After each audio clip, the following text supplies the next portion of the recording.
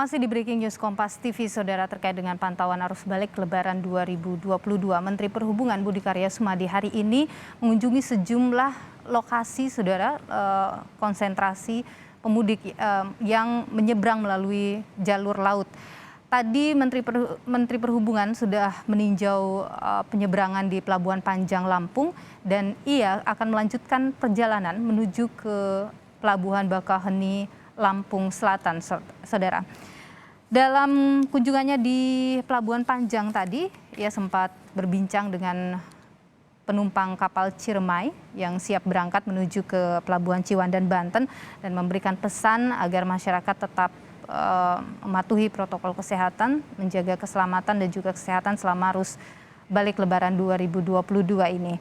Ia juga menyampaikan, Saudara, terkait dengan meminta masyarakat untuk tidak harus balik pada hari ini dan juga besok, tapi bisa memundurkan jadwal balik ke perantauan pada hari Senin ataupun hari Selasa agar tidak terjadi konsentrasi kepadatan pemudik, Saudara, baik itu yang menyeberang melalui pelabuhan ataupun yang melalui jalur darat dari wilayah Jawa Timur, Jawa Tengah menuju ke wilayah Jawa Barat dan juga ke Jakarta, Saudara. Dan Saudara, terkait dengan seperti apa arus balik Lebaran 2022 di Pelabuhan Bakauheni dan juga menanti kedatangan dari Menteri Perhubungan Budi Karya Sumadi di sana, kita tanyakan pada jurnalis Kompas TV, ada Rian Winarta yang saat ini sudah berada di Pelabuhan Bakauheni Lampung. Kami terhubung melalui sambungan telepon saat ini. Rian, selamat siang. Iya, Nilu, selamat siang. Rian, siang hari ini kondisi di Pelabuhan Bakauheni seperti apa? Apakah dipadati oleh pemudik? Iya, Nilu, selamat siang dan saudara, bahwa di hari kelima setelah Lebaran, hari ini terpantau suasana arus balik di kawasan Pelabuhan Bakauheni Lampung Selatan masih dinilai ramai lancar seperti itu. Belum ada peningkatan jumlah pemudik dan kendaraan yang masuk ke area Pelabuhan Bakauheni secara drastis atau yang menyebabkan kepadatan ataupun penumpukan kendaraan dan pemudik di area pelabuhan. Namun memang tempat saya melaporkan saat ini berada di dermaga eksekutif Pelabuhan Bakauheni Lampung Selatan, di mana terpantau di dermaga eksekutif ini memang lebih ramai dibandingkan 6 dermaga lainnya, yaitu 6 dermaga reguler. Hal ini lantaran ada kecenderungan masyarakat atau pemudik yang lebih memilih dermaga eksekutif atau kapal ekspres seperti itu untuk bertolak ke Pulau Jawa melalui Pelabuhan Bakauheni Lampung Selatan.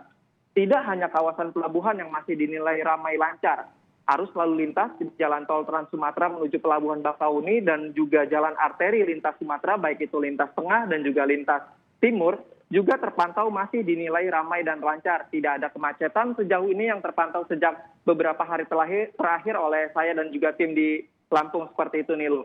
Meski kembali ke Anda, Nilu.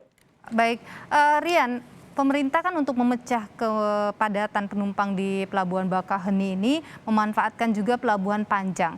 Tapi selain ada Pelabuhan Panjang dan Bakauheni, adakah pelabuhan-pelabuhan lain juga yang menyeberangkan pemudik dari Sumatera menuju ke wilayah Jawa? Iya, benar, Nilu. Untuk mengantisipasi adanya lonjakan ataupun penumpukan kendaraan dan pemudik di area Pelabuhan Bakauheni Lampung Selatan, otoritas terkait baik itu PT ASDP, TNI Polri dan juga Dinas Perhubungan Provinsi Lampung telah menyiapkan berbagai skenario untuk menghadapi atau mengantisipasi hal-hal terburuk seperti itu. Di antaranya adalah menyiapkan 2 pelabuhan alternatif, di antaranya Pelabuhan Panjang yang berada di Bandar Lampung dan juga Pelabuhan Bandar Bakaujaya di Lampung Selatan. Nantinya kedua pelabuhan alternatif ini bisa dimanfaatkan oleh pemudik untuk dapat menyeberang ke Pulau Jawa seperti itu. Di dua pelabuhan alternatif ini juga disiapkan kapal, di antaranya 4 kapal di Pelabuhan Panjang Bandar Lampung dan juga di 2 kapal di Pelabuhan Bandar Bakaujaya. Selain adanya penambahan pelabuhan seperti itu, otoritas terkait juga telah menyiapkan skenario buka tutup ruas jalan lalu lintas seperti itu, Nilu, di mana nantinya skenario atau teknisnya adalah bila ada penumpukan di 3 pelabuhan ini, di antaranya Pelabuhan Bakauheni, Pelabuhan Panjang Bandar Lampung dan juga Pelabuhan Bandar Bakaujaya, maka kendaraan-kendaraan yang berada di ruas jalan arteri dan juga ruas jalan tol Trans Sumatera ini akan dihentikan sementara sembari menunggu apakah ketiga pelabuhan ini sudah aman atau belum untuk dimasuki kendaraan-kendaraan yang hendak bertolak ke Pulau Jawa nih loh. Baik, Rian, di dua pelabuhan ini, Pelabuhan Panjang dan Pelabuhan Bakau Jaya ini, Bandar Bakau Jaya, itu akan dimanfaatkan untuk pemudik sampai dengan kapan? Sejauh ini memang fokus untuk pelabuhan alternatif ini akan terus dilakukan atau terus dioperasikan hingga yang saya dapatkan informasi hingga proses arus balik di Provinsi Lampung ini selesai seperti itu Nilo. Di mana memang sejauh ini bila sesuai data yang saya terima dari PT ASDP per tanggal 3 Mei hingga per tanggal 7 Mei hari ini, jumlah pemudik yang sudah bertolak ke Pulau Jawa itu sekitar sebanyak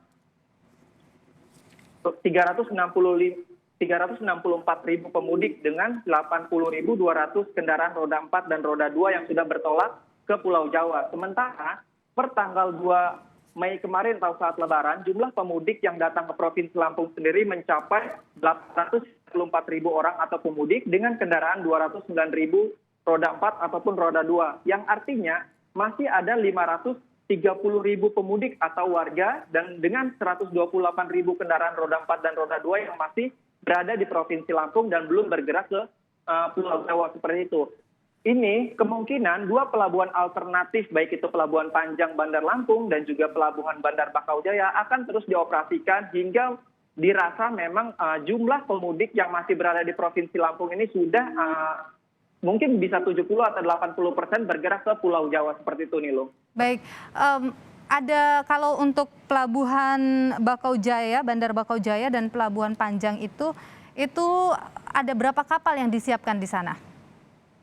Sejauh ini yang kami terima untuk kesiapan kapal di pelabuhan alternatif baik itu Panjang Bandar Lampung dan Pelabuhan Bandar Bakau Jaya, sejauh ini ada 6 kapal, diantaranya 4 kapal itu di Pelabuhan Panjang Bandar Lampung dan juga 2 kapal di Pelabuhan Bandar Bakau Jaya.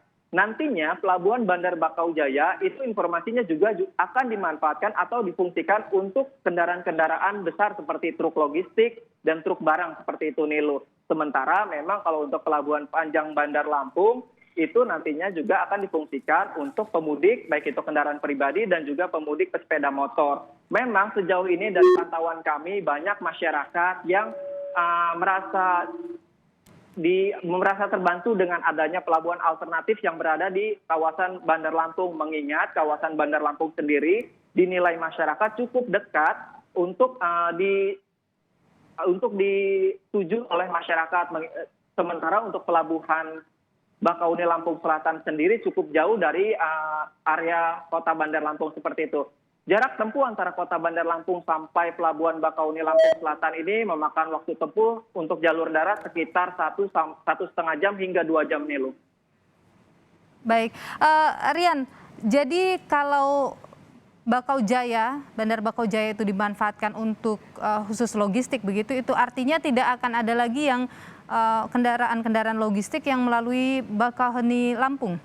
Ya, memang Nilo. Sejauh ini memang sejak tanggal 28 April kemarin, memang untuk kendaraan logistik selain sembako, kendaraan-kendaraan besar, truk barang, dan lainnya itu memang sudah tidak bisa lagi atau di-stop untuk melakukan penyeberangan melalui Pelabuhan Bakauni Lampung menuju Merak Banten, begitupun sebaliknya. Dan sejauh ini juga Pelabuhan Bandar Bakau Jaya masih dioperasikan untuk melayani pemudik baik itu kendaraan roda 4 dan juga pesepeda motor. Namun nantinya juga Pelabuhan Bandar Bakau Jaya akan juga difungsikan untuk mengangkut kendaraan-kendaraan besar seperti truk logistik dan juga truk barang lainnya seperti itu Nilu. Baik. Rian Winarta, jurnalis Kompas TV, terima kasih atas informasi Anda langsung dari Pelabuhan Bakauheni Lampung, dan nanti kami tentu akan kembali ke Anda untuk melihat situasi dan juga pantauan terkini dari sana. Saudara, menghadapi puncak arus balik, Kementerian Perhubungan melalui Balai Pengawasan Transportasi Darat wilayah 8 Banten menyiapkan sebanyak 400 armada bus reguler di Terminal Terpadu Merak untuk mengangkut penumpang ke Jakarta dan wilayah sekitarnya. Selain 400 armada bus yang telah disiapkan, Terminal Terpadu Merak juga menyiapkan 100 bus cadangan guna mengantisipasi terjadinya lonjakan penumpang. Kepala Balai Pengawasan Transportasi Darat wilayah 8 Banten, Hanjar Dwi Antoro mengatakan puncak arus balik penumpang di Terminal Terpadu Merak tipe A diprediksi bakal terjadi hari ini hingga hari Minggu esok. Sementara itu, berdasarkan data penumpang yang masuk ke Terminal Terpadu Merak tipe A, terhitung pada Jumat kemarin sebanyak 293 armada bus berhasil diberangkatkan dengan jumlah penumpang sebanyak 940. Melalui Terminal Terpadu Merak. Bis pada prinsipnya kami optimalkan semuanya. Bus-bus yang sifatnya tadi jarak pendek itu kami optimalkan. Kalau total ada berapa sih Pak bus yang operasi di TTM? Kalau normal itu sudah sampai di angka 400 ya. 400. Jadi 400 ini juga akan dimaksimalkan untuk angkut arus balik. Selain yang langsung dari Sumatera nyebrang kapal langsung 12, tidak lagi singgah di TTM. Menteri Perhubungan Budi Karya Sumadi meminta pemudik yang akan kembali ke perantauan menunda perjalanan mereka. Permintaan ini disampaikan Menteri Perhubungan saat meresmikan terminal di Semarang, Jawa Tengah. Penundaan menurut Menhub diperlukan karena masih ada 64% pemudik yang belum balik, sementara puncak arus mudik diprediksi akan terjadi pada hari Sabtu dan Minggu esok. Menhub meminta pemudik untuk bisa menunda melakukan perjalanan arus balik dengan memanfaatkan libur cuti dari perusahaan atau tempat bekerja.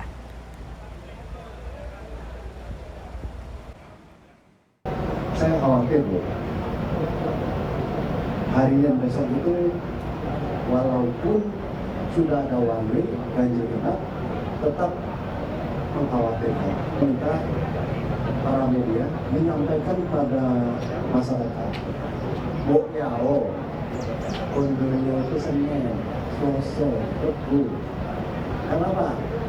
Kan pemerintah sudah memberikan hak cuti.